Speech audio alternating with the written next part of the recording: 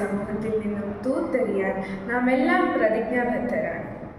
അതിൻ്റെ ഒരു ഭാഗമാകാൻ ഞങ്ങളുടെ സ്കൂളിലെ മലയാളം അധ്യാപികയായ അജിത മാം എഴുതി, സെലിൻ മാം, ഡോക്ടർ ധന്യ എന്നിവർ സംഗീതം നൽകിയ ക്യാൻസർ ബോധവൽക്കരണത്തെക്കുറിച്ചുള്ള ഒരു കവിതയാണ് ഞാൻ ഇന്നിവിടെ ചൊല്ലുന്നത്. കാലത്തിൻ കരാളഹസ്തത്തിലാറാടി നമ്മെ കാർന്നു തിന്നുന്നൊരത്ഭുതം ഉടലാകെ തളർത്തുന്നു, മനമാകെ തകർക്കുന്നു.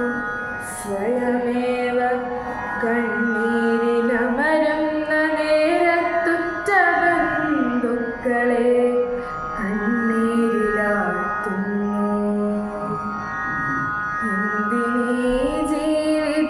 എന്നൊരു ചിന്തയിൽ നിമിഷങ്ങളെണ്ണി കഴിയുന്ന നാളുകൾ ലോകത്തെ വെറുക്കുന്നു, സഹചരെ അകറ്റുന്നു.